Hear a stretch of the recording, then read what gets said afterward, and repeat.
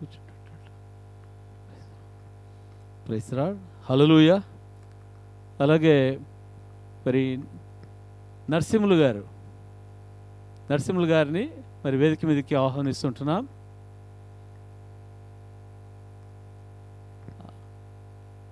సోదరు వన్నూరు స్వామి, praise lord, వేదికను రావాల్సి ఆహ్వానిస్తున్నాం.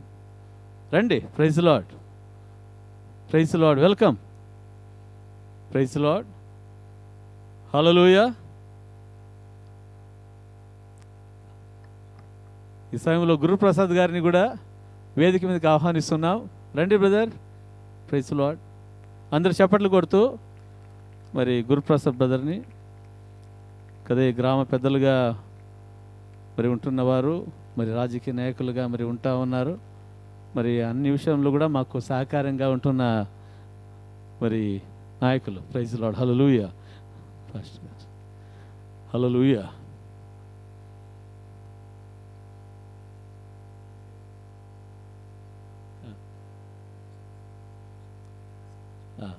ఈ సమయంలో మరి మన మండల సర్పంచ్ గారిని వేదిక మీద ఆహ్వానిస్తున్న అందరికీ కూడా చప్పట్లు కొడుతూ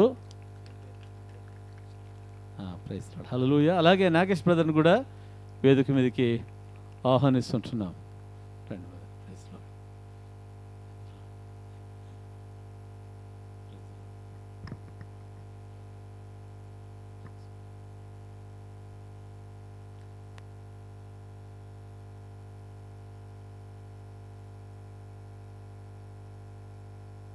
praise Lord. Hallelujah. Hallelujah. Hallelujah. దేవునికి స్తోత్రం కలుగునుగాక. మరి ఈ సమయంలో మరి మన ప్రాముఖ్యమైన మరి విషయానికి వచ్చి ఉంటున్నాం. మరి ఇక క్రిస్మస్ సందర్భంగా మరి దైవజనులు గణేశయ్య గారిని మేము ఆహ్వానించినప్పుడు వారి ప్రేమపూర్వకంగా బస్వా నేను వస్తానని చెప్పాడు. మేము 30 ఏళ్ల క్రితం మేము కలుసుకున్నాం. మరి ఆఫ్టర్ 30 years 30 ఏళ్ల తరువాత మరి గతించిన వారంలో ప్రార్థన చేస్తున్నప్పుడు తెల్లవారుజామున మరి పరిశుద్ధాత్మ దేవుడు మరి నా ఆత్మలో ప్రేరేపణ కలిగించి మరి గణేష్ అన్న గారిని పిలిపిస్తే బాగుంటుంది అని నాకు ఆలోచన కలిగింది. వెంటనే నేను ఫోన్ చేశాను. మరి తర్వాత మరి అన్నగారు మరి దైవజనులు మరి సంతోషంగా నేను వస్తానని ఒప్పుకున్నారు. Praise Lord. హల్లెలూయా. కదా దైవజనులు మన కళ్యాణదుర్గం నియోజకవర్గంలో మన యొక్క షెట్టూరు మండలంలో అడుగు పెట్టడము మరి షెట్టూరు ప్రజలకు, షెట్టూరు గ్రామ నివాసులకు అందరికీ కూడా గొప్ప ఆశీర్వాదం. హల్లెలూయా. దేవునికి స్తోత్రం. మరి ఉదయకాలాన కళ్యాణదుర్గంలో అగాపే కల్వరి చర్చ్ మన మెయిన్ చర్చ్లో దేవుని వాక్యాన్ని అద్భుత రీతిగా దేవుని వాక్యాన్ని బోధించారు. అనేకులు కూడా దీవించబడ్డారు, ఆశీర్వించబడ్డారు. Praise Lord. హల్లెలూయా. మరి దేవుడు వారిని దేశ విదేశాల్లో దేవుడు వాడుకుంటా ఉన్నారు. Praise Lord. అయితే ఈ యొక్క షెట్టూరు మండలం మరి యొక్క గ్రామానికి ఆహ్వానించినప్పుడు చాలామంది దైవజనులు ఉంటారంటే గ్రామమా, ఎంతమంది వస్తారు ఏంటి అని చెప్పేసి అడిగేవాళ్ళుగా ఉంటారు. Praise Lord. హల్లెలూయా. అయితే అటువంటిది ఏమి కూడా అడగలేదు. అయితే దేవుని సువార్తను ప్రకటించడమే మరి నా యొక్క ధ్యేయం. దేవుడు నాకు అనుగ్రహించిన పనిని నేను కొనసాగించడమే మరి అది నా యొక్క పని అని దేవుడు అప్పగించిన పనిని వారు నమ్మకంగా వారు చేస్తూ ఉంటున్నారు. Praise Lord. హల్లెలూయా.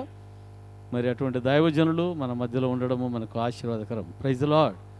ఈ సమయంలో దైవజనులు వాక్యం చెప్పడానికి ఆహ్వానిస్తాం. అందరు గట్టిగా చప్పట్లు కొడుతూ దైవజనులు ఆహ్వానిస్తాం. Praise lord.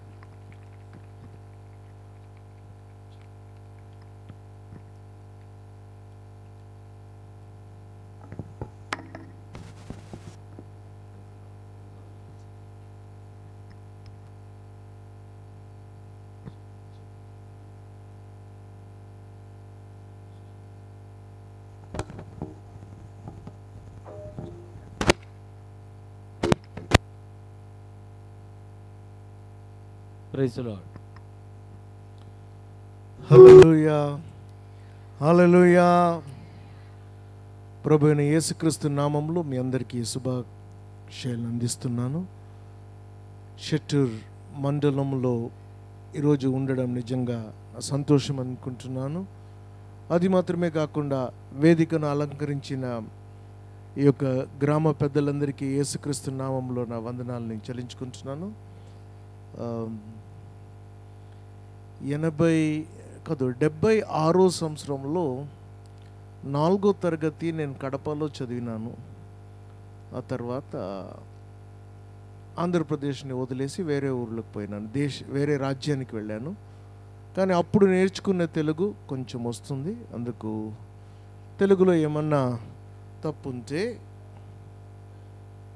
పర్వాలేదు, ఎందుకంటే అందరూ తప్పు చేస్తూనే ఉంటారు. సో నిజంగా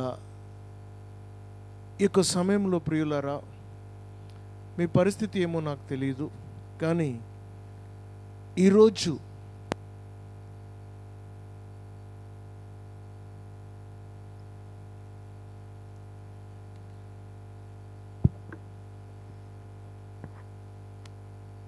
మన మధ్యలో ఒక చాలా గొప్ప వ్యక్తి ప్రత్యక్షమైనారు, మన మధ్యలో ఉన్నారు. సో ఆయన గణేష్ గారి కన్నా, మళ్ళీ పాస్టర్ బసవరాజు గారి కన్నా, ఇక్కడ ఉండే అలంకరించిన పెద్దలు మీ అందరికన్నా ఆయన చాలా గొప్పవాడు.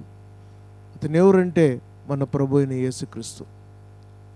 చాలా సంవత్సరాల కింద మానవుడు వెళ్ళి చంద్రమండలంలో తన అడుగు పెట్టాడని ఇతిహాసంలో అది పెద్ద విషయమైనది. అందరూ దాని గురించి మాట్లాడుతున్నారు. మానవుడు చంద్రమండలంలో తన పాదాన్ని పెట్టాడని దాన్ని గొప్పగా అందరూ భావిస్తూ ఉంటే, ఒక సేవకుడు ఏమన్నాడంటే, సృష్టికర్త భూమి మీద తన పాదం పెట్టిన దానికన్నా గొప్ప విషయం ప్రపంచంలో ఏమీ లేదు అనేసి. ఆ గొప్ప వ్యక్తి మన మధ్యలో ఈరోజు ఉంటున్నాడు. ఇది ఏమో ఒక కులము, గోత్రము, జాతి, మతానికి సంబంధించిన విషయం కాదు. ఇది మానవులకు సంభవించిన విషయం. ఇక్కడ ఎవరన్నా మానవులు ఉంటే మీరు చెయ్యెత్తి హల్లెలూయా అనొచ్చు. మానవులై ఉంటే మాత్రం వేరే వాళ్ళు ఊరుకుండొచ్చు. నా పేరింటేనే మీకు ఆశ్చర్యం అవుతుంది, ఏమప్పా ఇది గణేష్ అంటున్నారు, మళ్ళీ ఆయన పాస్టర్ ఎలాగైనాడు అనేసి. నేను చెప్పాను కదా, మానవుల్ని ప్రేమించి మన కొరకు యేసయ్య వచ్చాడు. నా సొంత ఊరు వచ్చేసి చెన్నై, నేను తమిళోడు, పుట్టింది కేరళలో. 1 సంవత్సరం ఆంధ్రాలో ఉన్నదానికి మీ తెలుగు భాష నేర్చుకొని ఈరోజు తెలుగులో వాక్యం చెప్తున్నాను. ఒక అక్రైస్తవ కుటుంబంలో పుట్టి పెరిగి మా పూర్వీకులందరూ పురోహితులుగా ఉన్నారనేసి చెప్పేవారు, నాకేం తెలీదు. సో అలాంటి సమయంలో 77వ సంవత్సరంలో ప్రపంచంలోనే చాలా అద్భుతమైన స్థలము, ఆశీర్వదించబడిన స్థలమైన బెళ్ళారికి నేను వచ్చాను. అక్కడ కూడా నా యొక్క సొంత మార్గంలో వెళ్తూ ఉండే సమయంలో ఏమైందంటే, ఒక సమయం వచ్చింది, నేను ప్రపంచంలో దేవుడే ఎవరు లేరని అనుకునేవాడిని. అందరూ దేవతలందరినీ కడుపు కోసం చేస్తున్నారు, వాళ్ళు ఎవరన్నా ఉన్నాయి. సో అలాంటి సమయంలో 84వ సంవత్సరంలో నా +2 ఇంటర్మీడియట్ చదివే సమయంలో ఒక కథ పుస్తకంగా బైబిల్ని చదువుతామని తీసుకొని దాన్ని చదివినాను. దాంట్లో నా యొక్క ప్రతి ఒక్క ప్రశ్నలకు అది నాకు సమాధానం కలిగజేసింది. ఆ రోజు నేను నేర్చుకున్న విషయం ఏమంటే, సృష్టికర్త లేకుండా బ్రతికేకి కాదు. నేను పట్టిన కుందేలుకి 3 కాళ్ళు.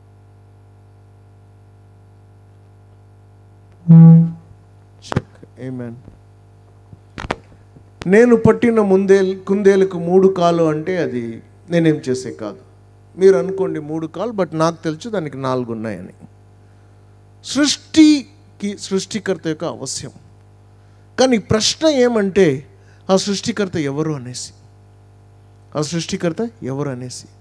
నా జీవితంలో 16 సంవత్సరాలు అయిన తర్వాత, నేను పుట్టి 16 సంవత్సరాలు అయిన తర్వాత యేసయ్యనే ఆ సృష్టికర్త అని నేను కనుక్కున్నాను. అందుకు వేరే వాళ్ళకి చెప్తాను. ప్రియులారా, ఈరోజు క్రిస్మస్ విషయంగా, అది ఎందుకు పాస్టర్ గారు గ్లోరియస్ క్రిస్మస్ అని పేరు పెట్టారో నాకు తెలియదు, కానీ క్రిస్మస్ నిజంగా గ్లోరియస్సే, మహిమకరమైన ఒక విషయం. పోయిన వారం నేను ఒక సంఘంలో మాట్లాడుతూ చెప్పాను, క్రిస్మస్ అంటే ఏమని. చాలామంది చాలా విషయాలు అనుకుంటారు, చాలా విషయాలు చెప్తూ ఉంటారు. క్రిస్మస్ అంటే క్రిస్మస్ తాత కాదు, క్రిస్మస్ అంటే స్టార్ కాదు, క్రిస్మస్ అంటే కేక్ కాదు, క్రిస్మస్ అంటే కొత్త బట్టలు కాదు, అవన్నీ ఉన్నాయి, స్తోత్రం. కానీ క్రిస్మస్ అంటే ఏమి? ఒక కథ కాదు, నిజంగా జరిగిన ఒక విషయాన్ని నేను విన్నాను. ఒక కుటుంబం ఉండేదంట. భర్త గారు వచ్చేసి సైన్యంలో, ఆర్మీలో పనిచేస్తున్నారు, ఎక్కడో దూర ప్రాంతంలో పనిచేస్తున్నాడు. ఇంట్లో తల్లిగారు, ఒక చిన్న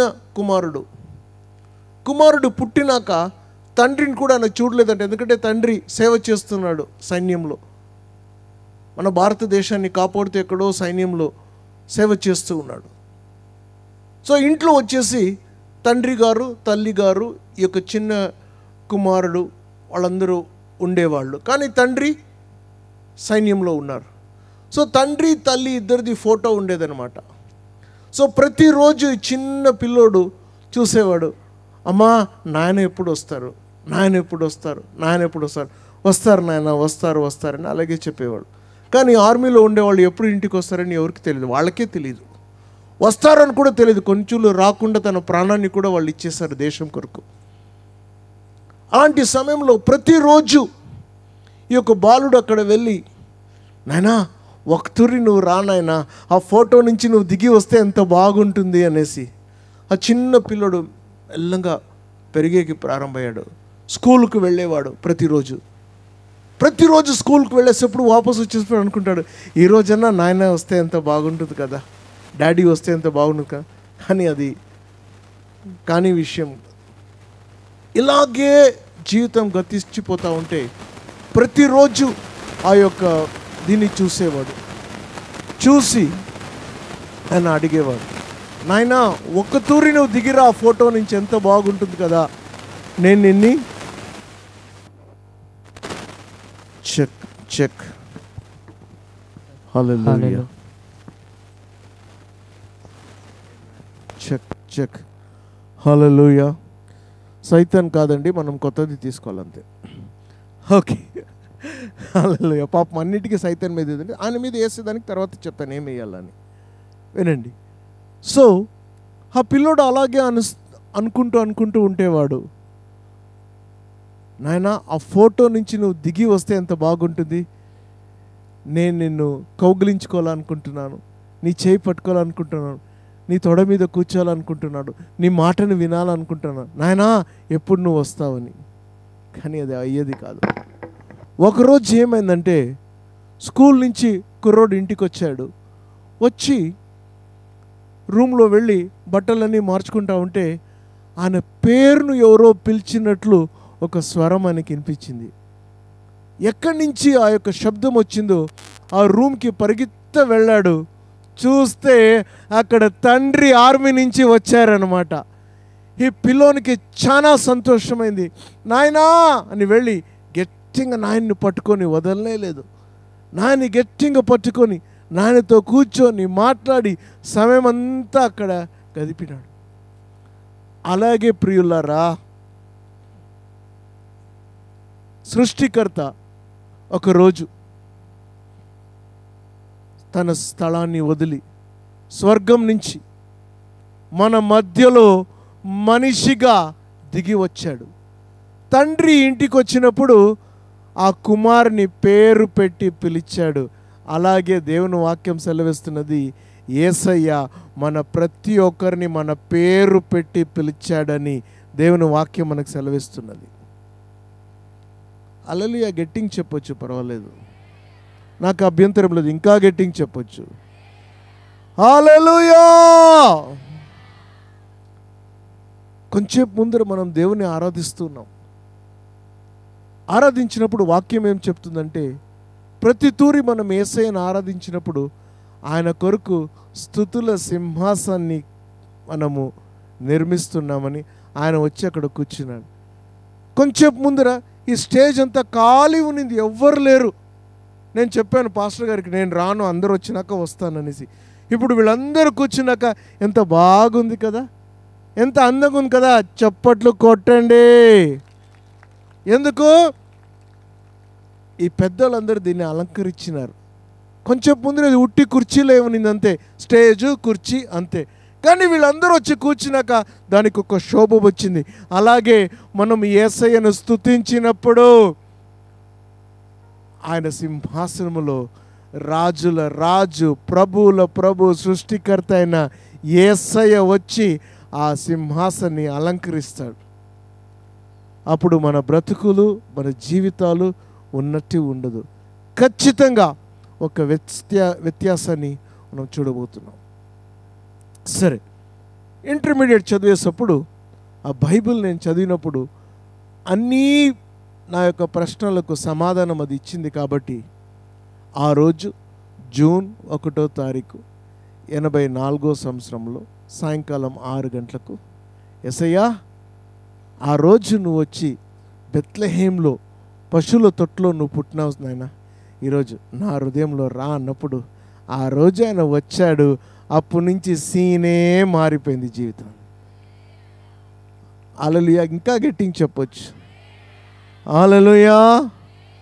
జీవితమే మారిపోయింది. ప్రియులారా, అది నా కథ. ఇప్పుడు ఆయన కథను చెప్పి నేను త్వరలో ముగిస్తాను. మీ కొరకు ప్రార్థిస్తాను. నేను కాదు, ఆయన మీ అక్కర్ని ఎరిగి ఉన్నాడు. ఆయనకు మీ గురించి ప్రతి విషయం తెలుసు. కాబట్టి ఆయన మిమ్మల్ని ముట్టబోతున్నాడు. ఈరోజు మీరు ఏమి అపేక్షతో ఇక్కడ వచ్చారు, ఏ యొక్క నమ్మకంతో ఇక్కడ వచ్చారు? ఏమో లేపా పిలిచినారు వచ్చిపోయినారంటే ఏమి జరగదు. కానీ లేదు, నా జీవితంలో ఈ పరిస్థితి ఉంది, నా కుటుంబంలో ఈ పరిస్థితి ఉంది, అందుబట్టి నా జీవితంలో ఈరోజు ఏమో జరగబోతుంది అనేది ఆశతో అపేక్షతో వచ్చినారంటే ఖచ్చితంగా గ్యారంటీగా నేను చెప్తున్నాను, మీరు వచ్చినట్లు ప్రతి ఒక్కరు కూడా వెళ్ళరు. ప్రతి ఒక్కరి జీవితంలో ఆయన మేలును పొందుకొని ఒక వ్యత్యాసాన్ని అనుభవిస్తూ ఆనందముతో సంతోషంతో మీరు ఇక్కడి నుంచి తిరిగి వెళ్ళేవారనేసి నేను మీకు సెలవిస్తున్నాను.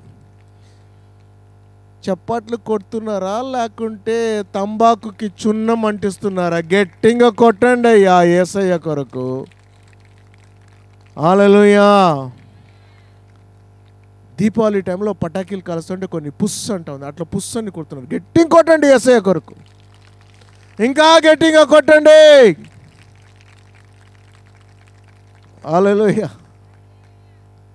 సరే, నా కథను విన్నారు, ఇప్పుడు ఆయన కథను వింటామా?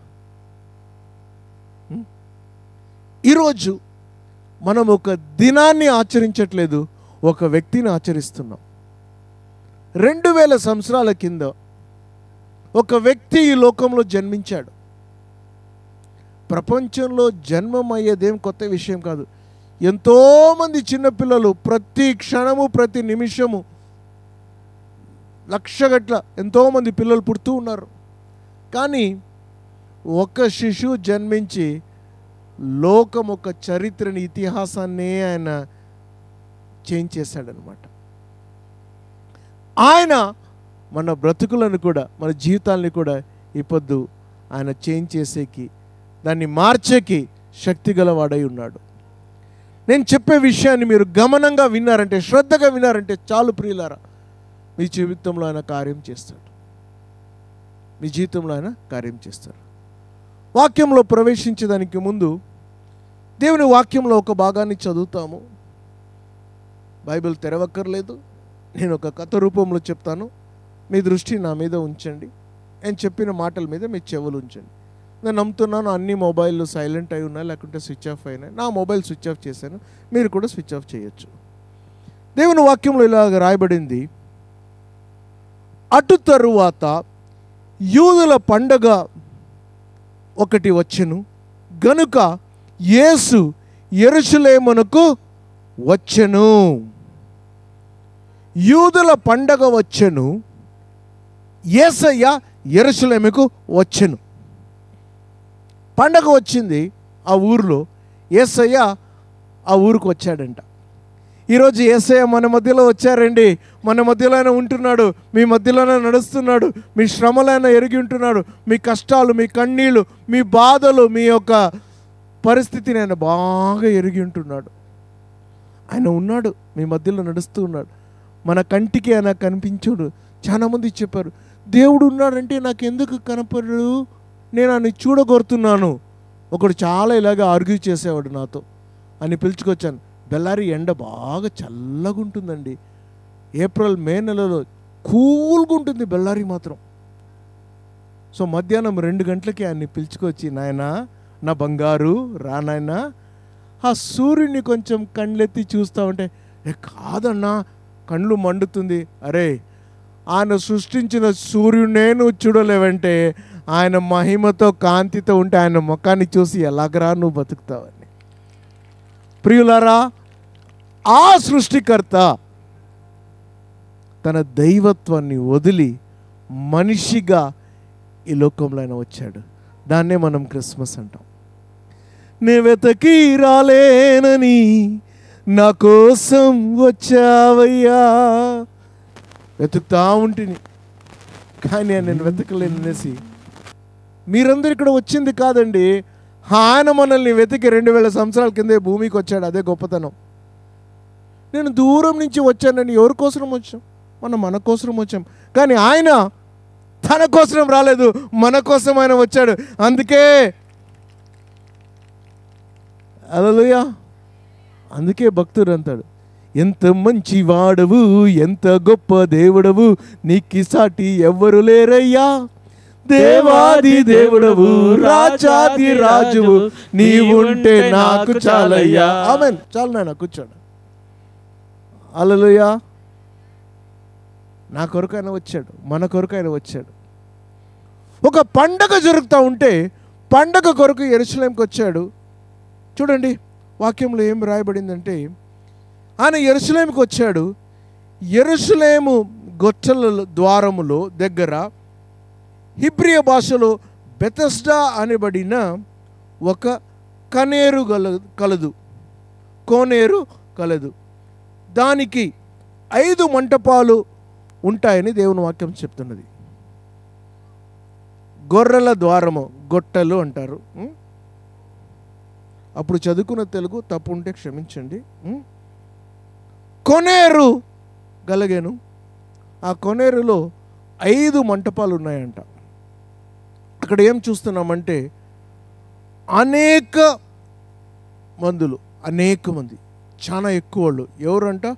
కుంటోళ్ళు, గుడ్డోళ్ళు, రోగస్తులు అందరూ ఆ కొనేరు దగ్గర పడి ఉన్నారంట. ఎందుకు పడి ఉన్నారు? అప్పుడప్పుడు ఒక దేవదూత వచ్చి ఆ కొనేరు నీళ్ళని అలాగా కదిలించేవాడంట. కదిలించిన తర్వాత ఎట్టి రోగమున్న ఎవరైనా కానీ ఆ కొనేరులో దిగితే ఆయనకి స్వస్థత పొందేవాళ్ళు, ఎట్టి రోగమన్నా. సో కాసుకొని చాలా మంది అక్కడ ఉన్నారంట. ఇప్పుడు కూడా ప్రపంచంలో ఎంతోమంది కాసుకున్నారు. ఒకరోజు నా జీవితం బాగుపడుతుంది, ఒకరోజు మంచి సర్కారు వస్తే బాగవుతుంది, అచ్చేది నాయేగా అని చెప్తూ ఉన్నాడు. ఆయన ఉన్నాడో లేదో కూడా తెలీదు. ఓ అచ్చా దిన్ కబ్ ఆయేగా బోల్కే కిసీకో భీ పతా నహీ, ఎవరికి తెలీదు అది ఎప్పుడు వస్తుందనేసి.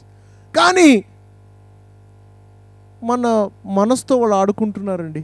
ఒకరోజు మంచి దినం వస్తుంది, ఆ మనిషినే పోయేస్తాడు, ఆ దినం ఎప్పుడు వస్తుందో తెలీదు. అలాగే ఇక్కడ ఈ నిరీక్ష, నమ్మకము, ఈ ఆశ అనేది ఎప్పుడు మనం దాన్ని వదిలిపెట్టరాదు, దాన్ని మనం పోగొట్టుకోరాదు. ఇక్కడ వీళ్ళందరూ కాసుకున్నారు. ఎప్పుడో ఒక తూరి దూత వచ్చి ఆడ దిగితే వాళ్ళకి అద్భుతం అయ్యేదంట. కానీ వీళ్ళు కాసుకొని ఉన్నారు, ఏం కాలేదు. ప్రపంచమంతా అయిపోద్ది అదే. 2024, 23 ముక్తాయం అయ్యేటప్పుడు అందరూ చెప్పారు 24లో ఇది జరుగుతుంది అది జరుగుతుంది. ఇప్పుడు ఇంకా కొన్ని రోజులు 24 అయిపోతుంది. సో మన ఆశను పెంచుకుంటున్నాం. 25కి ఏమో అవ్వచ్చు. కళ్ళు మూసి తెరిచే లోపల 25 క్రిస్మస్ని మనం ఆచరిస్తూ ఉంటాం ఒకరోజు.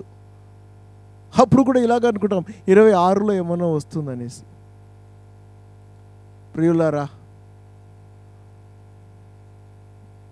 రావాలా అయినోడు ఎప్పుడో వచ్చేసాడు. మనకి మేలు చెయ్యాలా అని మనం కాసుకొని ఉన్నాం కదా, ఆయన ఎప్పుడో మేలును చేశాడు. ఇక్కడ ఏం జరిగిందంటే వాక్యం రాయబడింది. వాక్యంలో అనేకులు, ఇప్పుడు ప్రపంచంలో అనేకులండి. నేను ఉట్టి భారతదేశం గురించి మాట్లాడట్లేదు. ప్రపంచంలో అనేకులు కాసుకొని ఉన్నారు.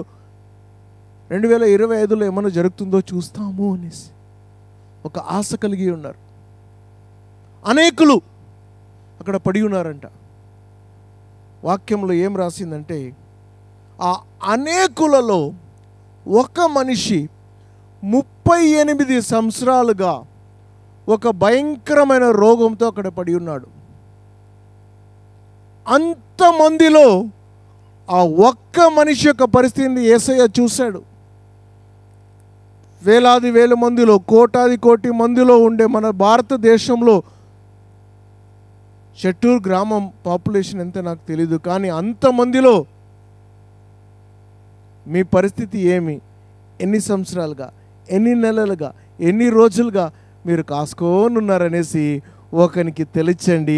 ఆయన పేరే యేసయ్య అనేసి వాక్యంలో రాయబడినది. అంతమంది ఉన్నప్పుడు ఆ అంతమందిలో ఒకడు 38 సంవత్సరాలుగా అక్కడ పడి ఉన్నాడంట. యేసయ్య ఆయన గురించి తెలుసుకున్నాడు. ఆయన గురించి ఆయన ఎరిగారు. వాక్యంలో సెలవిస్తున్నది యేసయ్య ఆయన దగ్గరికి వచ్చాడంట. ఆయన చూశాడు, ఆయన పరిస్థితిని ఎరిగాడు, ఆయన దగ్గరికి వచ్చాడు. ఇప్పుడు మన మధ్యలో ఉంటున్నాడు. మిమ్మల్ని చూస్తూ ఉన్నాడు, మీ పరిస్థితిని ఎరిగినాడు. మీ ఎద్దకు ఆయన ఇప్పుడు వచ్చాడండి.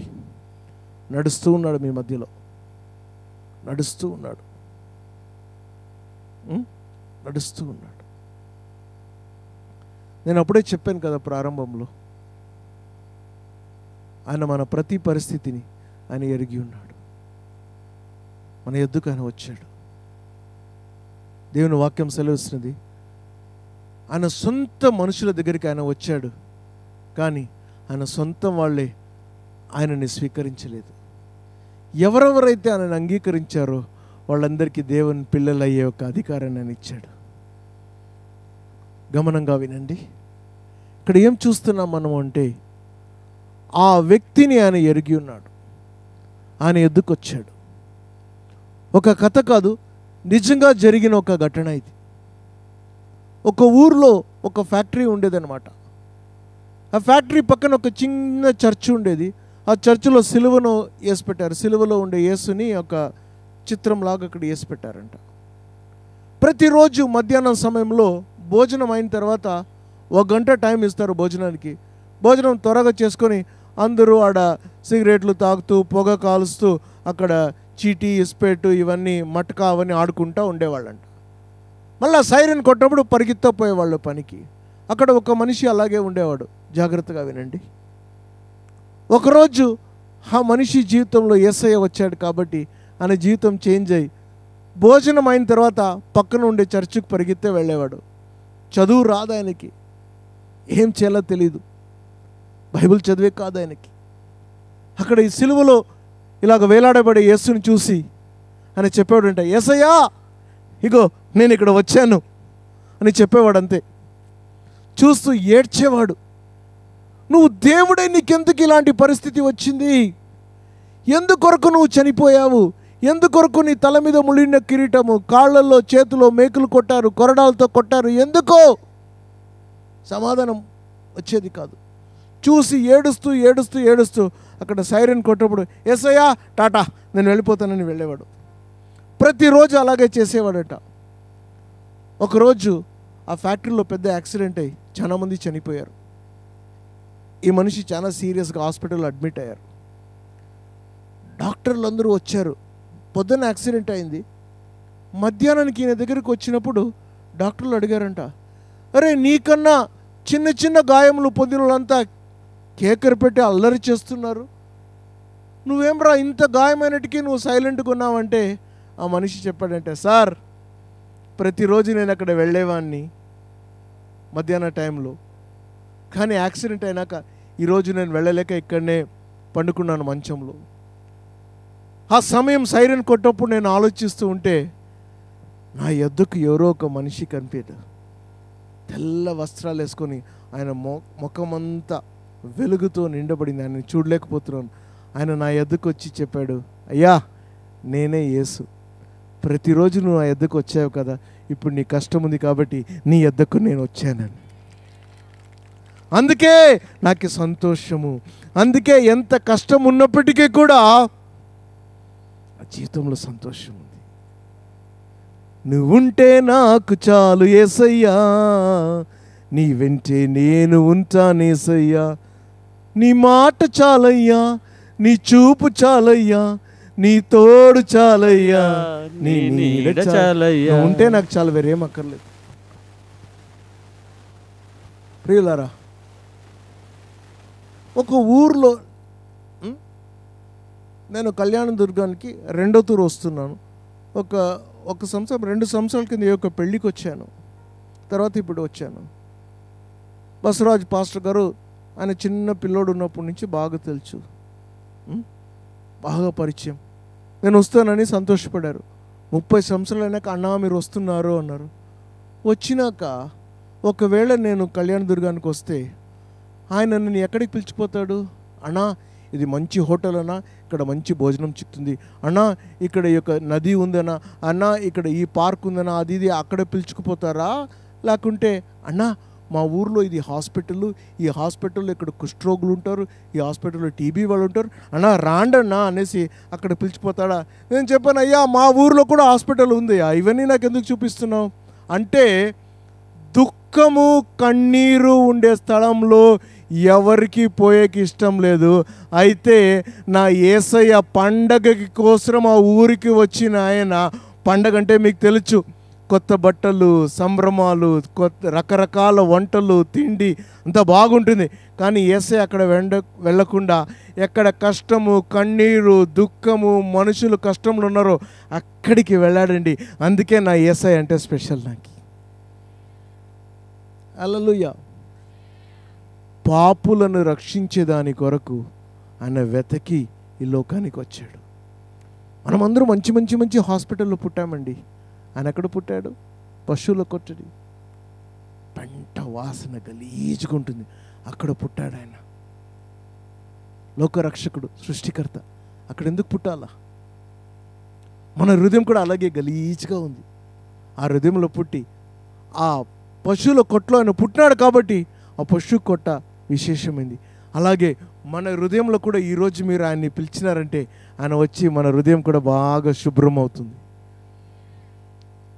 హల్లెలూయా. ఆ మనిషి దగ్గరికి ఆయన వచ్చాడు. 38 సంవత్సరాలుగా ఆయన ప్రయత్నం చేసి చేసి చేసి చేసి ఏం కాలేదు. ఈరోజు మీరు కూడా ప్రయత్నం చేసి చేసి చేసి మీ ఆశను పోగొట్టుకొని, మీ విశ్వాసాన్ని పోగొట్టుకొని, ఇదే నా యొక్క గతి. ಕನ್ನಡ ಇವ್ರಿಗನ್ನ ವಸ್ತುಂದ ಕನ್ನಡದಲ್ಲಿ ಹೇಳ್ತಾರೆ ಭಾಳ ಮಂದಿ, ಇದು ನನ್ನ ಹಣೆ ಬಾರ ಅಂದೇಳಿ. ಹಣೆ ಬಾರ ಅಂದರೆ ನಾನು ಹೇಳ್ತೀನಿ, ನೀನು ಹೆಣ ಆಗಿಬಿಡ್ತಿ, ಜಾಗ್ರತೆ, ನೀನು ಹೆಣ ಎತ್ಕೊಂಡು ಹೋಗೋದು ನಮಗೆ కష్ట ಆಗ್ತದೆ అంటే హణే భారం అంటే ఒకరోజు నువ్వు వచ్చేసి ఏమంటారు నాయన, తలరాత అంటా ఉన్నారంటే నువ్వు ఒకరోజు ఏమంటారు, హెణకి ఏమంటారు మీరు, తలరాతు అంటే ఒకరోజు మీరు శవం అయిపోతారు, ఆ శవాన్ని ఎత్తుకోపోయేకి మాకు భారంగా ఉంటుంది. అలా చెప్పొద్దండి. ఈరోజు మీరు నిరీక్షాన్ని పోగొట్టుకున్నారా? మీ ఆశను పోగొట్టుకున్నారా? క్రిస్మస్ సమయం మంచి సమయం, దాన్ని పునర్జీవిస్తాం. ఆయన మీ జీవితంలో కార్యం చేయబోతున్నాడు. 38 సంవత్సరాలుగా అలాగ ఉన్నాడనే మనిషి ఆయన్ని ఎరిగి ఆయన ఎద్దకు యేసయ్య వచ్చాడు. ఇప్పుడు మీ ఎద్దకు వస్తున్నాడు, మీ పక్కన నిలబడి ఉన్నాడు. ఆయనతో మాట్లాడండి. ఆయనతో మాట్లాడాడు. ఏమన్నాడు ఆయనని చూడండి. ఒక ప్రశ్న అడిగాడు ఆయనని, నాయనా బాగయ్యేదానికి నీకు మనసు ఉందా? ఎందుకు అడిగాడు? ఎందుకంటే అన్ని రోజులు కాసుకొని కాసుకొని కాసుకొని అయిపోయి తలరాతు జరిగేది జరుగుతుంది అని కాసుకున్నాడు అంతే. అట్టి వాని దగ్గర యేసయ్య వచ్చి ఆయన ఏం అడుగుతున్నాడు? బాగయ్యేదానికి నీకు మనస్సు ఉందా?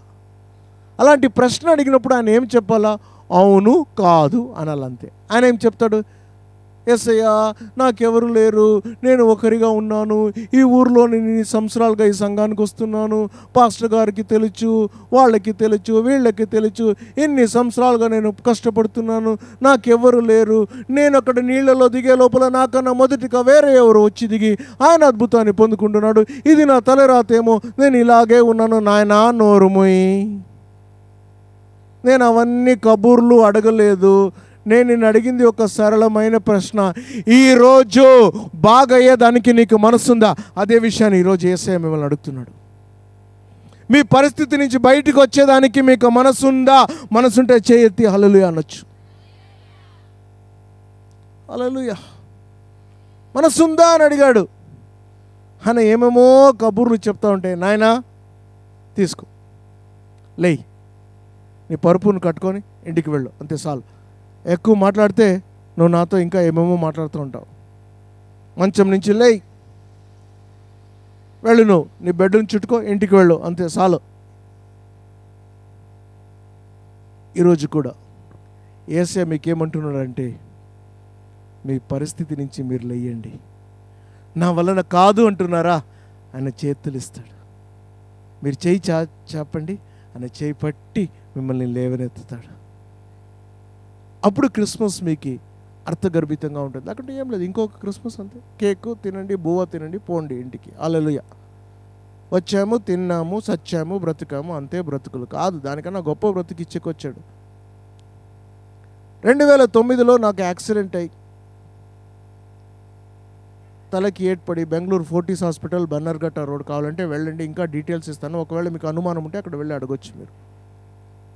డాక్టర్లు అన్నారు ఈయన 2 రోజులు బతుకుతాడు అనేసి. కానీ ఇప్పుడు 15 సంవత్సరాలు బతుకుతున్నాను. 2 వారాలు కోమాలో ఉంటిని, మూర్చలేదు, మాట్లాడట్లేదు, పడి ఉంటిని. 2 వారాల తర్వాత మాట్లాడేకి షురూ చేశాను, నడిచేకి ప్రారంభించాను. 21వ రోజు డిశ్చార్జ్ అయ్యి ఇంటికి వచ్చాను. 2 నెలల్లో నా కారు నడిపేకి ప్రారంభించాను. 3 నెలల్లో దేవుని వాక్యం చెప్పేకి ప్రారంభించాను. 6 నెలల్లో ప్రపంచమంతా మళ్ళా తిరిగేకి ప్రారంభించాను. నేను ఎందుకు బతికున్నాను తెలుసా? నా కొరకు ఆయన క్రిస్మస్ రోజు వచ్చాడు. జాగ్రత్తగా వినండి. ఆ మనిషి ఆయన మాటని విన్న తర్వాత లేచి నడిచి ఇంటికి వెళ్ళాడు. కొద్దిసేపులో నేను ముగించబోతున్నాను, మీ కొరకు ప్రార్థన చేయబోతున్నాను. గమనంగా నా మాట వినండి. ఎవ్వరు కూడా అవసరం ఉంటేనే లేచి అక్కడిక్కడ తిరగండి, లేకుంటే ఒకే చోటలో కూర్చోనండి ప్లీజ్. 3 గంటలు మీ కొరకు సిలువలో ఆయన నేతాడాడు. ఒక అర్ధ గంట కూర్చునే కావదా మీకు? హలో, హల్లెలూయా, ఆమెన్. వినండి, ఎందుకు నేను బ్రతికి ఉన్నానంటే ఆయన మరొక చనిపోయాడు. శిశువుగా పుట్టిన ఆ యొక్క సృష్టికర్త అలాగే ఉండలేదు, పెరిగాడు, పెద్దోడయ్యాడు. 33.5 సంవత్సరాలు యేసయ్య మన మధ్యలో భూమిలో ఉండి కుంటోళ్ళకి కాలిచ్చాడు, గుడ్డోళ్ళకి చూపిచ్చాడు, మాట్లాడే వాళ్ళకి మాట ఇచ్చాడు. చచ్చిపోయిన వాళ్ళని లేపినారండి. చాలా ప్రోగ్రాంలు ఈరోజు క్యాన్సిల్ అవుతుంది, పెళ్ళిళ్ళు క్యాన్సిల్ అవుతాయి, వేరే ఫంక్షన్లు క్యాన్సిల్ అవుతాయి అని శవ సంస్కార కార్యక్రమం ఎప్పుడు క్యాన్సిల్ కాదు. అయితే నా యేసయ్య దాన్ని క్యాన్సిల్ చేశాడు ఒకరోజు.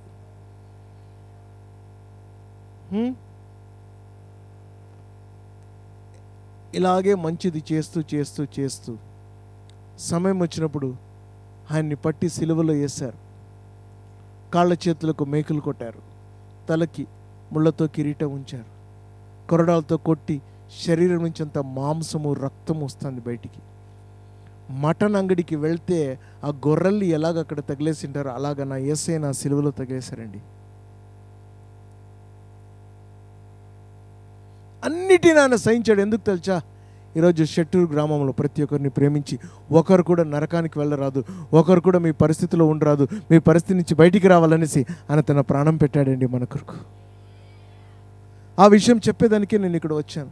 మా సంఘంలో కూడా చాలా కార్యక్రమాలు జరుగుతున్నాయి. ఈరోజు డిసెంబర్ నెలలో నేను ఎక్కడ పోరాదో అనుకున్నాను, కానీ బసవ అంటే నాకు చాలా ఇష్టం, అందుకే నేను వచ్చాను ఇక్కడ. గమనంగా వినండి. శిలువలో ఆయన సచ్చారు, ఆయన సమాధిలో పెట్టారు, కానీ 3వ రోజు సమాధి నుంచి ఆయన లేసొచ్చాడు. ఆయన జీవిస్తున్నాడు కాబట్టి ఈరోజు మీరు నేను జీవిస్తున్నాము. కోవిడ్ వచ్చి ఎంతోమందిని పట్టుకుపోయింది, కానీ ఈరోజు మీరు నేను బ్రతికి ఉన్నాము. ఒక పాస్టర్గా నా కంటి ముందర ఎంతోమంది కోవిడ్తో చనిపోయిన వాళ్ళకి బుంచిపెట్టాను. నేను ఆ రోజు హాస్పిటల్లో కోవిడ్తో కష్టపడిన వాళ్ళని పిలుచుకుపోయినాను, వాళ్ళ మీద చేయి పెట్టి ప్రార్థన చేశాను. నేను మా సంఘంలో ఇంకొక పాస్టర్ ఉన్నాడు, ఆయన చెప్పేవాడు, అన్నా సర్కారు మాకు పర్మిషన్ ఇస్తే మనం కూడా ఒక టెంట్ వేసుకొని కోవిడ్ పక్కన వచ్చిన వాళ్ళు అందరు కోవిడ్ పేషెంట్ ప్రేయర్ చేస్తామని అన్నాడు, కానీ వాళ్ళు ఇవ్వలేదు మాకు పర్మిషన్.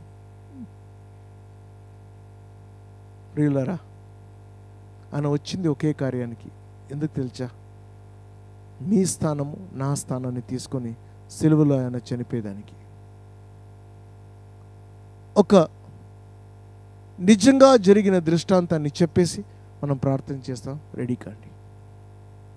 ఒక ఊర్లో ఒక మంచి న్యాయాధిపతి ఉండేవాడంట.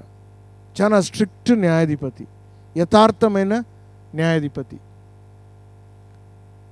ఒకరోజు ఒక చిన్న పిల్లోడు, కుర్రోడు, చాలా చిన్నోడు, 5 సంవత్సరాల కన్నా చిన్నోడు, ఏమో పెద్ద పెద్ద దొంగతనాలు చేశారని పట్టుకొచ్చారు పోలీసు వాళ్ళు. పట్టుకొస్తే ఆ కేసు అంతా వినేసి ఆ జడ్జి చెప్పారంట, ఈయన కుర్రోడు అండి, చిన్నోడు, ఈయన నేను శిక్షించకి కాదు, క్షమించి ఆయన ఒక స్కూల్కి పంపించారు. స్కూల్కి పంపించి జువెనైల్ స్కూల్కి పంపించి చెప్పారంట, నాయనా దయచేసి ఇంక మీట తప్పులు చేయదు, బాగుపడు, ఒక మంచి వ్యక్తిగా అనేసి పంపించారు. అంతే, ఏమైందో తెలీదు. చాలా సంవత్సరాలు గతించిపోయినాయి. ఈ జడ్జి వచ్చి వయస్సు అయి రిటైర్ అయిపోతున్నాడు. ఇంకా ఒకే రోజులో ఆయన రిటైర్ అవుతున్నాడు. అప్పుడు ఒక పెద్ద కేసుని వాళ్ళు పట్టుకొచ్చారు. చెప్పారు, అయ్యా నువ్వు రిటైర్ అయిపో ముందే ఈ ఒక్క కేసు నువ్వు తీసేసి నువ్వు చేసేసి నువ్వు పో, న్యాయం చెప్పేసి. ఆయన వద్దు అన్నారు. లేదు మీరు చెయ్యండి అనేసి. ఒక భయంకరమైన అపవాది, ఎన్నో కూనీలు చేశాడు, నరహత్య చేశాడు, చూసకే భయంకరంగా ఉన్నాడు. చైన్లతో కట్టి ఆ మనిషిని లాగుకొచ్చి కేసంతా ఇని జడ్జి వచ్చి ఆయనకి మరణశిక్ష విధించాడు. అప్పుడు ఆ కఠినమైన వ్యక్తి ఏడుస్తున్నాడంట. ఏడుస్తూ ఉన్నాడు. అప్పుడు జడ్జి అడిగారు, ఎందుకు నాయనా ఏడుస్తున్నావు? కోర్టు అంతా అయిపోయింది, ఎందుకు నాయనా ఏడుస్తున్నావు అంటే, సార్ చాలా సంవత్సరాల కింద మీకు గుర్తుందా, ఒక చిన్న పిల్లోడు తప్పు చేసి మీ ఎద్దుకు వచ్చినప్పుడు మీరు ఆ పిల్లోడిని క్షమించి వదిలారు. నేనే ఆ పిల్లోడిని, మీ మాట నేను వినలేదు, ఇలా తయారైనాను నేను. ఇప్పుడు మరణశిక్షకి నేను అర్హుడైనాను, పాత్రుడైనాను. అయ్యా ఆ రోజు నన్ను క్షమించారు కదా, దయచేసి దండం పెడతాను మీకు, ఒక తూరి నన్ను క్షమించండి సాల్, ఇంక బిడ్డ ఆ చెడు కార్యాల దగ్గరికి నేను వెళ్ళను. ఆ మాట విని జడ్జి ఏడ్చెక్కి ప్రారంభించాడంట. చెప్పాడంట, నాయనా ఆ రోజు నేను నీకు రక్షకుడుగా ఉంటిని, అయితే ఈరోజు నేను నీ యొక్క న్యాయాధిపతి. రక్షకుని పని రక్షణ ఇవ్వడము, న్యాయాధి యొక్క పని న్యాయం ఇవ్వడము. నువ్వు ఎంత ప్రతిమాలికున్నా కానీ నేను ఏమి నీకు చేసేకి ఈరోజు అవ్వదు, ఎందుకంటే నా పనే వేరే. ప్రియులారా, అలాగే యేసయ్య తిరిగి వచ్చేంత వరకు మన రక్షకుడు ఆయన. అయితే ఎప్పుడైతే వస్తాడో వాపస్సు మన న్యాయాధిపతిగా, సో మీరు తీర్మానం చేయండి, ఆయన్ని ఈరోజు రక్షకునిగా మీరు స్వీకరిస్తారా, లేకుంటే ఆ రోజు న్యాయాధిపతిగా స్వీకరిస్తారా? అది మీకు విడుదల ఇస్తున్నాను. ప్రియులారా, మన పాపాలని క్షమించడం మాత్రమే కాకుండా మన రోగాల్ని కూడా ఆయన స్వస్థపరుస్తాడు. మన పరిస్థితులన్నిటి నుంచి మనల్ని ఆయన విడిపిస్తాడు. మన జతలో ఆయన ఉంటాడు. ఇంకా కొంచెంసేపులో నేను నా జతలో వచ్చిన సుదర్శన్ బ్రదర్ మేమిద్దరు వెళ్ళిపోతున్నాం. పొద్దున్న నా భార్య మళ్ళీ ఇంకొక వాళ్ళ ఫ్రెండ్ వచ్చారు. వాళ్ళిద్దరూ మధ్యాహ్నం వెళ్ళిపోయారు. ఇంకొక గంటలో అర్ధ గంటలో మేము వెళ్ళిపోతున్నాం. మీరు మీ ఇంటికి వెళ్ళాలా వాపసు? అక్కడ మీ పరిస్థితి మీకోసం కాసుకుంటుంది. రా నాన్న, రా రా రా కాసుకోని ఉంటుంది. అయితే మీరు ఒకరే పోయినారంటే అది మిమ్మల్ని ఆటాడిస్తుంది ఆ పరిస్థితి. కానీ మీ జతలో యేసయ్యని తీసుకుపోయినారంటే యేసయ్య దాన్ని ఆటాడిస్తాడు. సో మీ యొక్క తీర్మానం, మీ యొక్క నిర్ణయం. ప్రియులారా, ఆ రోజు ఆ పశువుల కొట్లో పుట్టిన యేసు ఈరోజు మన హృదయంలో ఆయన రావాలనుకుంటున్నాడు. దేవుడు ఆ గుడిలో, మసీదులో, చర్చిలో కూడా ఎవరు లేరు. అది ఒక బిల్డింగ్ అంతే. ఆ దేవుడు మన మనసులో ఉండాలనుకుంటున్నాడు, మన హృదయంలో ఉండాలనుకుంటున్నాడు. మనిషి చేతితో కట్టబడిన యొక్క కట్టడంలో ఉండని సృష్టికర్త మన హృదయంలో ఉండాలనుకుంటున్నాడు. ఎవరికి ఒత్తాయం లేదు. మీరు ఆలోచించండి. ఈరోజు అయ్యగారు నేను ఆయన్ని రక్షకునిగా నేను అంగీకరిస్తాను, ఆ రోజు న్యాయాధిపతిగా అంగీకరించడం నాకు వద్దు అని అనుకున్నోళ్ళు ప్రతి ఒక్కరు కళ్ళు మూస్తుండగా అందరు లేచి నిలబడతామా? ఇప్పుడు మనం ప్రార్థన చేయబోతున్నాం.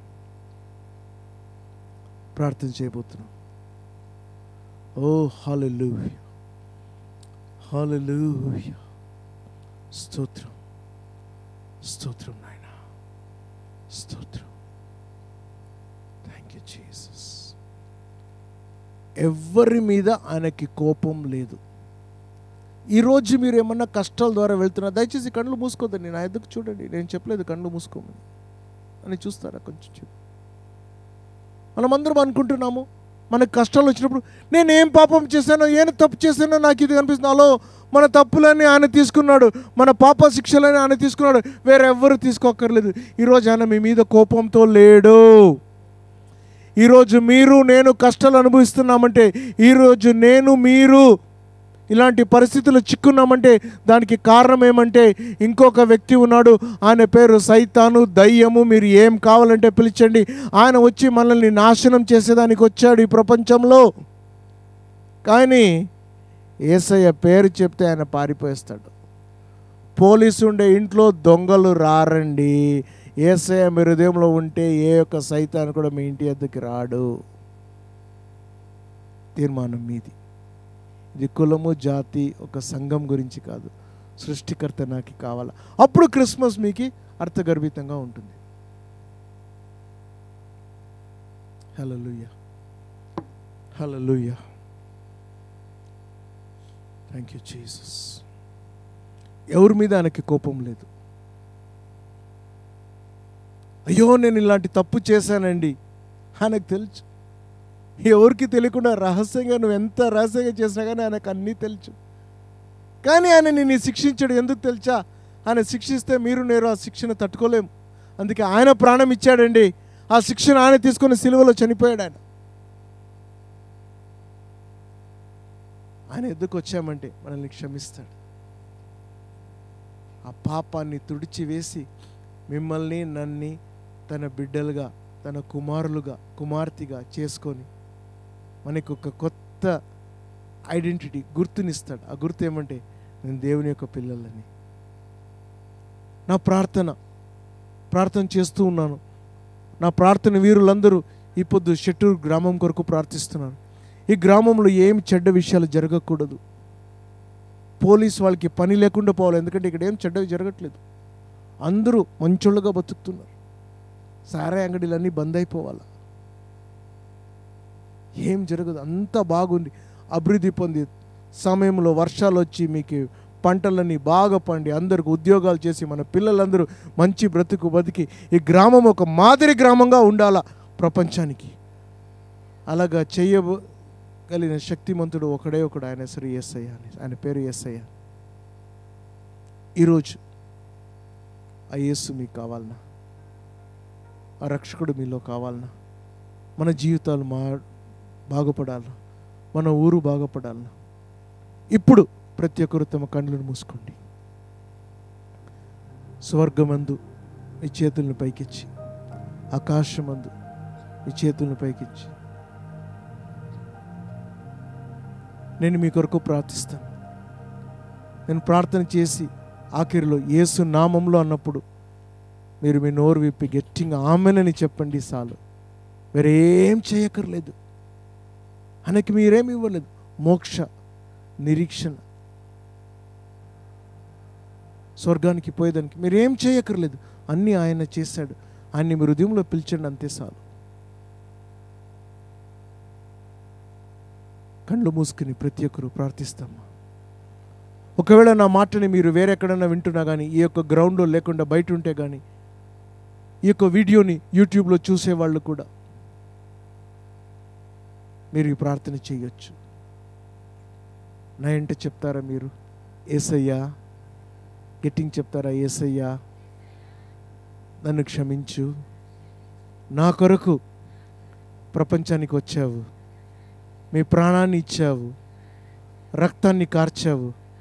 నన్ను క్షమించు నాయనా, నా హృదయంలో రా నాయనా. ఈ రోజు నుంచి నేను మీ కొరకు జీవిస్తాను.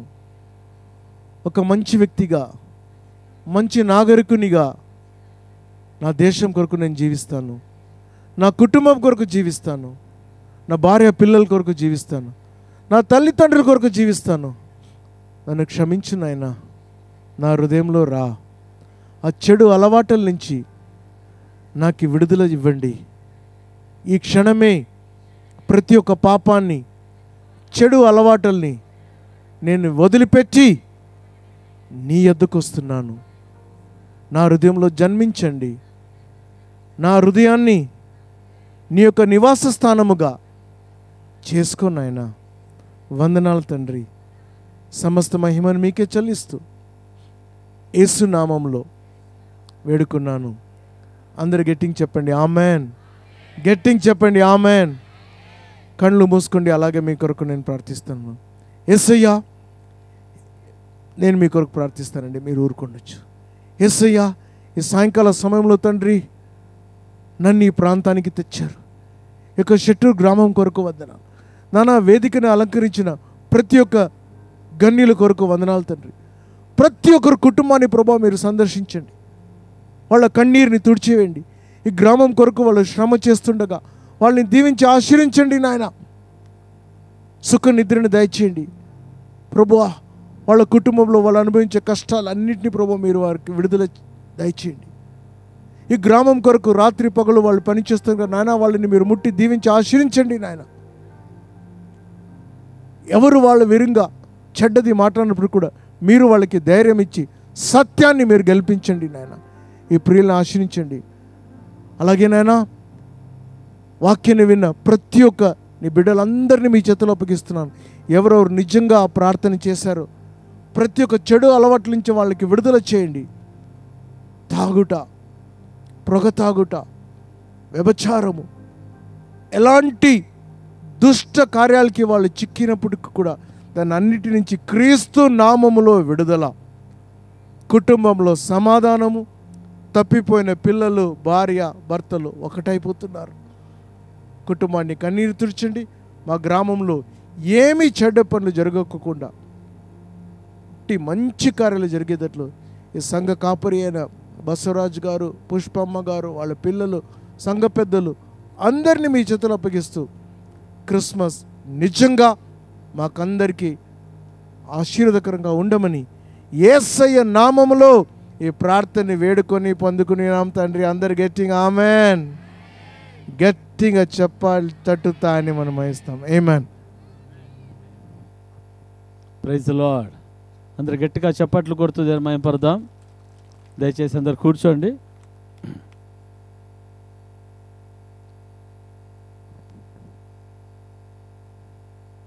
Praise the Lord. హల్లెలూయా. కదా, దైవజనులు చక్కటి వాక్య సందేశాన్ని మనకు అనుగ్రహించారు కదా. ఈ కృపాకాలంలో రక్షకుడుగా ఉన్న యేసుక్రీస్తు ప్రభు ఆయన రక్షకుడిగా ఉండి మనం రక్షిస్తూ ఉన్నాడు. హల్లెలూయా, దేవునికి స్తోత్రం. అయితే యేసు ప్రభువారు రెండవసారి లోకానికి ఆయన ఏ విధంగా వస్తున్నట్టు రక్షకుడిగా రావడం లేదు, కానీ నీతి కలిగిన న్యాయాధిపతిగా ఆయన రాబోతూ ఉన్నాడు. ప్రైజ్ లార్డ్, దేవునికి స్తోత్రం. మరి నీతి గల న్యాయాధిపతిగా వచ్చినప్పుడు ఏం జరుగుతుందంట?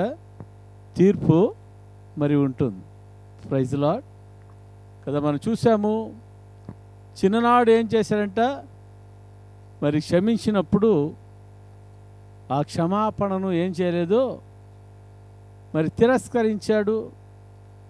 మరి అదే పాపములో జీవిస్తూ చివరిగా మరి నీతిగల న్యాయాధిపతిగా మరి క్షమించిన వ్యక్తి జడ్జి అయిన తర్వాత కదా, ఆయన స్థానం ఏదంట? న్యాయస్థానంలో న్యాయాధిపతి. హల్లెలూయా. న్యాయాధిపతి ఎదుట అప్పుడు ఏం లేదంట? కరుణ లేదు, జాలి లేదు. మరి సాక్ష్యాధారాల మూలకంగా ఏం చేయవలసింది? తప్పు చేసిన వానికి శిక్షను విధించాల్సిందే, కానీ అక్కడ కనికరము లేదు. వాడు ఏడ్చినా కూడా ఎటువంటి ఉపయోగము లేదు. ప్రైజ్ లార్డ్, హల్లెలూయా. అందుకనే నేడే రక్షణ దినము, నేడే అనుకూలమైన సమయము రక్షకుడు మనకు అనుగ్రహించాడు. ఈ యొక్క అనుకూల సమయాన్ని ఎవరు తమ జీవితాలలో ప్రభువుకు తమ హృదయాలను ఇస్తారో, హల్లెలూయా, ఆ రక్షకుడు ఏం చేసేవాడుగా ఉంటున్నాడంటే మీ జీవితాలు అద్భుత కార్యాలు చేసేవాడుగా ఉన్నాడు. హల్లెలూయా. సమాధాన కార్యాలు దేవుడు చేసేవాడుగా ఉన్నాడు. మీ కుటుంబ పరిస్థితులను ఆయన అద్భుత రీతిగా మార్చేవాడుగా ఉన్నాడు. Praise lord. 1978వ సంవత్సరంలో మా కుటుంబము అంధకారంగా ఉంటున్న సందర్భంలో, ప్రైజ్ లార్డ్, మా కుటుంబము ఆత్మహత్య చేసుకొని చనిపోవాలంటున్న సందర్భంలో మా తల్లిగారు మమ్మల్ని బావి దగ్గరకు తీసుకుని వెళ్ళి బావిలో మమ్మల్ని త్రోసివేసి ఆమె కూడా చనిపోవాలి అనుకున్న సందర్భంలో, హల్లెలూయా, ప్రభు మమ్మల్ని ఆయన కాపాడాడు. హల్లెలూయా. చూడండి, ఆ బావిలో పడాలనుకున్నది. అయితే ఆ సమయంలో చిన్నపిల్లలు, మా అమ్మగారికి ఏదో మరి బాధ కలిగి ఒకటిపై ఒకటి అయిపోతుందని ఇంటికి తీసుకుని వచ్చిన మరుసటి రోజే మా ఇంటికి ఏమొచ్చిందంట? సువార్త రావడం జరిగింది. హల్లెలూయా. యేసుక్రీస్తు ప్రభుని గురించి చెప్పడం జరిగింది. Praise lord. ప్రభు నామమునందు విశ్వాసం ఉంచాం. భయంకరమైన తాగుబోతుకుంటున్న మా నాన్నగారు సిండికేట్ బ్యాంక్ మేనేజర్గా జాబ్ చేస్తుండ్రి. ఎప్పటికీ బుల్లెట్లో విస్కీ బాటిల్స్ ఉండేవి. అయితే ఎప్పుడు ప్రభు సన్నిధిలో మా అమ్మగారు, నేను, మా అన్న, మా అక్క కన్నీళ్లతో ప్రార్థన చేశాము. యేసయ్యా, మా పాపాలను క్షమించండి, మా హృదయంలోకి రాడు నాయన, మా నాన్నగారి బ్రతుకును మార్చయ్యా, ఈ యొక్క పాపిష్టి జీవితం నుంచి, ఈ త్రాగుడి నుంచి, దుర్వ్యసనాల నుంచి విడిపించమని ప్రార్థన చేశాము. హల్లెలూయా. ఆ సమయంలో పరిశుద్ధాత్మ దేవుడు యేసుక్రీస్తు ప్రభు మా ప్రార్థనను ఆలకించాడు. ఒక వారం రోజు లోపలనే మా నాన్నగారి జీవితాన్ని మా యేసయ్య మార్చేశాడు. హల్లెలూయా. ఆయన త్రాగుడి నుంచి విడుదల పొందాడు. బ్యాంకులో పనిచేసే పివన్ ఉండేవాడు పుల్లయ్య అని, వాడిని పిలిచి రే ఇస్పెట్టకలని కాల్చి పడేయరా అన్నాడు. ఎప్పుడు సాయంకాలము మందు కొట్టడానికి వెళ్తూ ఉన్నాడు. అయితే ఇప్పుడు ఏమైపోయిందంటే వెళ్ళడం లేదు. ఇది ఎక్కడంటే ఆర్లగడ్డ తాలూకా, కర్నూలు జిల్లా, రుద్రవరం గ్రామంలో 1978వ సంవత్సరము. హల్లెలూయా. ఆ రోజు ప్రభు మా జీవితాలు అంధకారంగా ఉంటున్న మా జీవితాల్లో తన వెలుగును ప్రకాశింపజేశాడు. హల్లెలూయా. దేవునికి స్తోత్రం. కన్నీటితో ఉంటున్న మా జీవితం, దుఃఖ శోకంలో ఉంటున్న మా జీవితం, ప్రైజ్ లార్డ్, గొప్ప కార్యం. ఎందుకు మా నాన్నగారు అంత త్రాగుడుకు బానిస అయిపోయాడంటే, మా మేనమామ గారికి మా నాన్నగారు 30 తులాల బంగారం ఇచ్చాడు ఆ కాలంలో. Praise the Lord. ఆయన 6 నెలల్లో ఏం చేస్తానని చెప్పాడంటే, నేను ఇచ్చేస్తానని చెప్పాడు. అయితే 6 ఏండ్లైనా కూడా ఆయన ఇవ్వలేదు. Praise the Lord. ఆ సందర్భంలో జరిగిన పరిస్థితి ఏమంటే, ఆయన జీవితంలో ఒక మార్పు వస్తూ ఉంది. ఎందుకు నేను త్రాగడం లేదు, ఎందుకు దాన్ని అసహించుకుంటా ఉన్నాను, నా జీవితం మారిపోతుంది అని చెప్పేసి అనుకుంటా ఉన్నాడు. Praise the Lord. హల్లెలూయా. అప్పుడు మా అమ్మగారిని అడిగాడు, ఎందుకు నేను ఇలాగయ్యాను. హల్లెలూయా. మా అమ్మగారికి భయం, ఈ బైబిల్ చదువుతున్నానని చెప్తే ఎక్కడ చంప మీద ఒకేటో పఠాని పడుతుందో. Praise the lord. ఎట్టుకేలకు మా అమ్మగారు భయముతో దుఃఖ స్వరముతో ఏమంటాడో అని చెప్పి బైబిల్ తీసుకొని, ఏమండి గో ఈ బుక్ ఉంది కదా, ఈ బుక్ చదువుతూ ఉంటే మీ జీవితంలో మార్పు వచ్చింది. హల్లెలూయా. అప్పుడు మా నాన్నగారు అన్నాడు, ఈ బుక్క, ఈ నల్ల బుక్క. Praise the Lord. హల్లెలూయా అని చెప్పి ఆ బైబిల్ తీసుకుని చదవడానికి ప్రారంభించాడు. ఆయన కన్నడ, తెలుగు బైబిల్ను చదవడం ప్రారంభించాడు. తర్వాత కన్నడ బైబిల్ తీసుకుని చదివినప్పుడు ఆయన చెప్పిన సాక్ష్యం ఏమంటే, మా నాన్నగారు అన్ని పుస్తకాలు చదువుతూ ఉంటే కథల పుస్తకాల్లాగా ఉన్నాయి, అయితే బైబిల్ గ్రంథం చదువుతూ ఉంటే బైబిల్ గ్రంథం నా జీవితాన్ని చదువుతూ ఉందని చెప్పడం జరిగింది. హల్లెలూయా. దేవునికి స్తోత్రం. ఆ సమయంలో మా నాన్నగారి జీవితంలో జరిగిన మార్పు ఏమంటే, ఈ లోకము దాని ఆశ అంతా గతించిపోయేదిగా ఉంది, తండ్రి చిత్తం చేయవాడు నిరంతరం నిలుస్తాడు. ఆఫ్టర్ ఆల్ ఈ 30 తులాల బంగారం కోసం నా బావమర్దిని ఇష్టం వచ్చినట్లుగా తిట్టాను, ఇష్టం వచ్చినట్లుగా ఉత్తరాలు రాశాను, నా భార్యను వారి పుట్టింటికి నేను పంపించాను అని మా అమ్మగారి దగ్గరికి వచ్చి క్షమాపణ అడగడం జరిగింది. హల్లెలూయా. తర్వాత అన్నాడు, మనం ప్రభాకర్ దగ్గరికి వెళ్ళాలి గుంటకల్లికి అని. ఆ కాలంలో మా తాతగారు మండీ మర్చెంట్స్, గుంటకల్లో మండీ బజార్లో ఆర్వీరే అండ్ బ్రదర్స్ అంటే ఫేమస్. హల్లెలూయా. మా నాన్నగారు చెప్పారు ప్రభాకర్ దగ్గరికి వెళ్ళాలి. సరే అని చెప్పేసి అందరు ప్రభాకర్ దగ్గరికి, మా మామగారి దగ్గరికి వెళ్ళాము.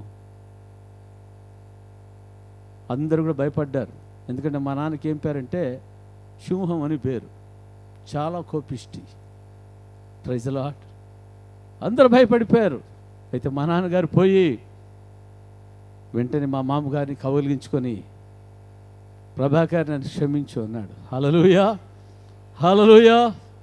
ఆఫ్టర్ ఆల్ ఇక 30 తులాల బంగారం కోసం నేను నీ ఇష్టం వచ్చినట్టు తిట్టానయ్యా. ఈ లోకం దాని ఆశ గతించిపోయేదిగా ఉంది, ప్రేమ మాత్రమే నిలిచి ఉండేది. కానీ ఆయన మా మామగారిని క్షమాపణ అడిగాడు. Praise the Lord. హల్లెలూయా.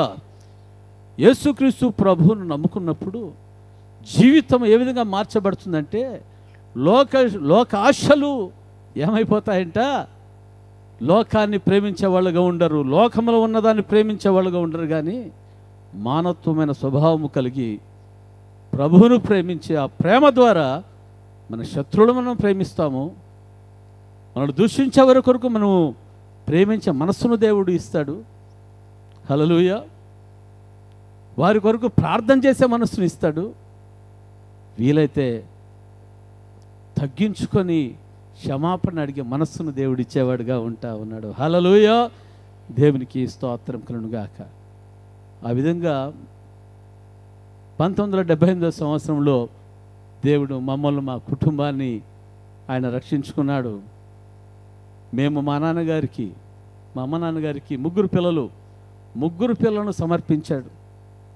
మరి మా అన్న అయితే ఉడిపి, మ్యాంగ్లూరు, కుందాపుర ఆ ప్రాంతాలలో బలమైన పరిచర్య చేస్తూ ఉన్నాడు సేవకుడుగా. హల్లెలూయా. మా అక్కగారు, మా బావగారు అనంతపురంలో పరిచయం చేస్తున్నాడు. మా బావగారిని దేవుడు దగ్గర 30 దేశాలలో ఆయన వాడుకుంటా ఉన్నాడు. Praise Lord. దేవునికి స్తోత్రం. ఏ ఎన్నిక లేని నన్ని, ఏ యోగ్యత లేని నన్ని దేవుడు కళ్యాణదుర్గంలోను, షట్టూరులో, కుందురిపిల్ల దేవుడు వాడుకుంటా ఉన్నాడు. Praise Lord. దేవునికి స్తోత్రం కలుగునుగాక. మా జీవితాలను ప్రభువు వెలిగించాడు. మా జీవితాల్లో దేవుడు ఒక నూతనమైన కార్యాన్ని దేవుడు చేశాడు. ఈరోజు మీ కుటుంబాలలో ఎటువంటి పరిస్థితుల్లో మీరు ఉంటున్నా కూడా 2000 సంవత్సరముల క్రితము నీ కొరకు నా కొరకై చనిపోయి సమాధి చేయబడి 3వ రోజు మృత్యుంజయుడిగా తిరిగి లేచిన దేవుడు, ఆయన సజీవుడిగా ఉంటున్న దేవుడు, ఆయన నీ జీవితంలో, నీ కుటుంబంలో కూడా అద్భుతం చేయడానికి ఆయన శక్తిమంతుడిగా మరి ఉంటా ఉన్నాడు. హల్లెలూయా. దేవునికి స్తోత్రం కలుగునుగాక. కదా, దైవజనులు గణేశయ్య గారిని కూడా దేవుడు అద్భుత రీతిగా మరి రక్షించుకున్న సంగతిని మీరు విన్నారు. అనేకుల చీకటి జీవితాలను ఆయన వెలిగించాడు. Praise Lord. హల్లెలూయా. యేసుప్రభువు అంటున్నాడు కదా, నేను లోకమునకు వెలుగై ఉన్నాను, నన్ను వెంబడించువాడు చీకటిలో మరి నడవక జీవపు వెలుగులో నడుచునని. హల్లెలూయా. మమ్మల్ని ప్రభు యొక్క జీవపు వెలుగుల్లో నడిపించాడు. మిమ్మల్ని కూడా ఆయన జీవపు వెలుగులో నడిపించేవాడుగా మరి ఉంటా ఉన్నాడు. హల్లెలూయా. ఆ విధంగా ప్రతి ఒక్కరి జీవితాలు వెలిగించబడునుగాక, ఆశీర్వదించబడునుగాక, దీవించబడునుగాక. ఆమేన్. ఈ సమయంలో మరి చక్కటి వాక్యాన్ని అందించిన దైవజనులు గణేశయ్య గారికి నా యొక్క వందనాలు తెలియజేస్తుంటున్నాను. మరి అక్క మరి అయ్యగారు వచ్చారు మార్నింగు, మరి అక్క కూడా వచ్చారు. ఆమె డాక్టర్గా మరి బళ్ళారిలో జాబ్ చేస్తూ ఉన్నారు. మరి వాళ్ళ బృందంతో వచ్చారు. అయితే ఇప్పుడు మరి గణేశయ్య గారు వారి డ్రైవర్ అంటే డ్రైవర్ కాదు కానీ మరి సహోదరుడే, మరి ఆయనకు డ్రైవింగ్ వస్తుంది కాబట్టి మరి హెల్ప్ఫుల్గా మరి రావడం జరిగింది. Praise Lord. హల్లెలూయా. అన్న దేవుడు మిమ్మల్ని, మీ కుటుంబాలను, పరిచయాన్ని ఇంకా అత్యధికంగా దీవించునుగాక. మమ్మల్ని ప్రేమించి మీరు వచ్చారు కదా, మీరు గొప్ప దైవజనులు. అయితే ఇక్కడికి వచ్చారు, మాకు చాలా ప్రైజ్ లార్డ్. హల్లెలూయా. దేవునికి స్తోత్రం. గొప్ప దేవుని గురించి చెప్పడానికి దేవుడు గొప్పగా దేవుడు వాడుకుంటున్న విధానం బట్టి దేవునికి స్తోత్రం. హల్లెలూయా. దేవునికి స్తోత్రం. అలాగే మన మధ్యకు వచ్చి ఉంటున్న గురుప్రసాద్ బ్రదర్ని బట్టి కూడా స్తోత్రాలు. మరి కొంతమంది నంబర్లు ఉన్నాయి, నేను వాట్సాప్ చేశాను, చూసుకున్నారు. మరి కాల్ చేశాను. తర్వాత సార్ తప్పకుండా వస్తామని చెప్పారు, మీరు వచ్చారు. నిజంగానే దేవుడు మిమ్మల్ని ఈ వాక్యం ద్వారా దీవించాడని మేము నమ్ముతున్నాం. అలాగే సిద్ధన్న గారు, మేము కళ్యాణదుర్గం ఇక షట్టూరులో అడుగుపెట్టినప్పటి నుంచి ఫస్ట్ ఈయనను మరి అబ్దుల్లా గారిని మరి కలవడం జరిగింది. ఆ రోజుల్లో మాకు చాలా తోడ్పాటై ఈ స్థలం తీసుకునే విషయంలో కూడా వారు మాకు సహకరించిన వాళ్ళుగా మరి ఉంటా ఉన్నారు. మరి సిద్ధన్న గారికి కూడా నాకు వందనాలు తెలియజేస్తుంటున్నాను. మరి అలాగే నాగేష్ బ్రదర్ మరి ఎక్కడ కనిపించినా కూడా మమ్మల్ని నవ్వుతూ బాగున్నారు సార్ అని చెప్పేసి మాట్లాడి మరి ఈ విధంగా మాట్లాడే వాళ్ళు ఉంటున్నారు. అలాగే మన సర్పంచ్ గారు మరి గతించిన 2-3 ఏళ్ళుగా నాకు పరిచయం అయినారు. మరి ఎప్పుడు కనిపించినా కూడా మరి ఆయన స్మైలింగ్ కదా, ఆయన మంచి సంతోషంగా మరి నవ్వు ముఖంతో మాట్లాడిచ్చే మరి వ్యక్తులు. మంచి సర్పంచ్గా దేవుడు చేశారు. దేవుడు మరి రానున్న రోజుల్లో ఉన్నతంగా దేవుడు మిమ్మల్ని దీవించునుగాక. Praise Lord. అలాగే వన్నూరు స్వామి, ప్రైజ్ లార్డ్. ఈయన కూడా మరి గతించిన కాలంలో ప్రభువును నమ్ముకున్నప్పుడు బ్యాప్టిజం తీసుకునేటప్పుడు వచ్చి ప్రార్థన చేయించుకుని వెళ్ళి మరి బాప్టిజం తీసుకుని ప్రభు కొరకు సాక్షిగా జీవిస్తూ ఉంటున్నారు. మరి మా ఆహ్వానం నుంచి వచ్చిన మీ అందరికీ కూడా నా యొక్క హృదయపూర్వకమైన వందనాలు తెలియజేస్తుంటున్నాను. ఈ సమయంలో మరి ఈ నాయకులను మనము అభినందిద్దాం.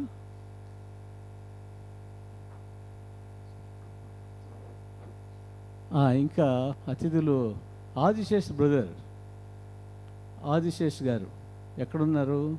Praise Lord. వేదిక మీద రావాల్సి మనవి చేస్తుంది. చప్పట్లు కొడుతూ ఆహ్వానిద్దాం కదా. ఈ షట్టూరులో ఉంటున్న ప్రతి ఒక్కరు కూడా కదా, టీడీపీ నాయకులే కానీ, వైఎస్ఆర్సీపీ నాయకులే కానీ, కాంగ్రెస్ నాయకులే కానీ, హల్లెలూయా, ప్రతి ఒక్కరు కూడా ప్రైజ్ లార్డ్ మమ్మల్ని ప్రేమించేవారుగా ఉంటా ఉన్నారు.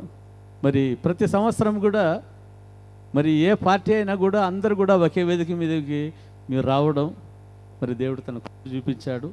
హల్లెలూయా కదా. పార్టీలు ఉండొచ్చు కానీ అయితే మనం అందరూ కూడా ఏం కలిగి ఉండాలి? సహోదర ప్రేమ కలిగి ఉండాలి కదా. గెలుపు ఓటములో దేవుని యొక్క చిత్తం. Praise Lord. హల్లెలూయా. దేవునికి స్తోత్రం. దేవుడు ఆయన చిత్తం ప్రకారంగా మరి ఆయన ఒక్కొక్కరి జీవితంలో ఒక్కొక్క కార్యాన్ని జరిగించేవాడుగా మరి ఉంటా ఉన్నాడు. Praise Lord.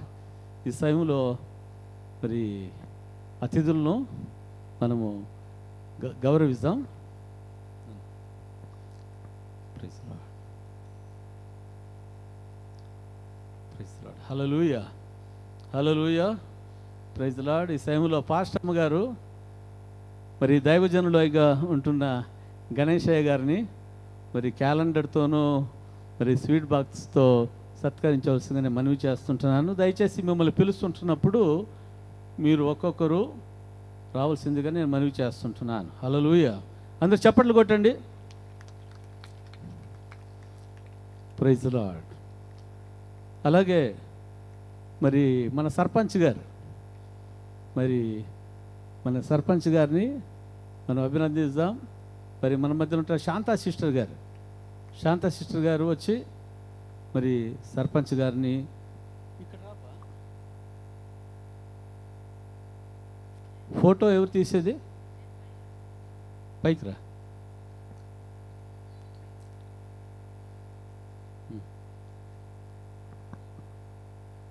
Praise the Lord.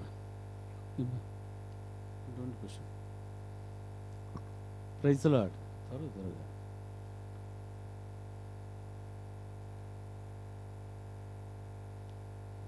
Praise the Lord. Hallelujah. మరి శాంతా సిస్టర్ గారు వచ్చి మరి సర్పంచ్ గారిని అభినందించవలసిన నేను మనవి చేస్తుంటున్నాను. అమ్మా. Praise the Lord. హల్లెలూయా.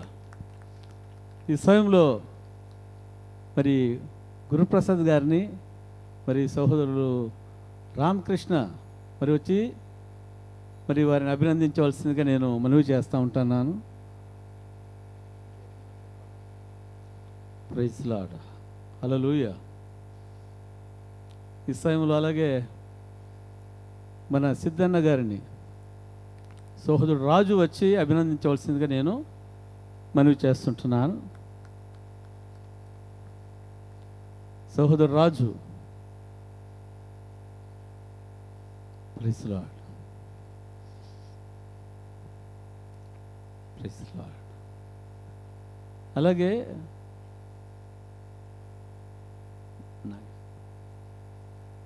అలాగే మన సహోదరుడు నాగేష్ బ్రదర్ని మరి సహోదరుడు దేవరాజు వచ్చి వారిని అభినందించవలసిందిగా నేను మనవి చేస్తుంటున్నాను. ప్రైజ్ దేవరాజ్.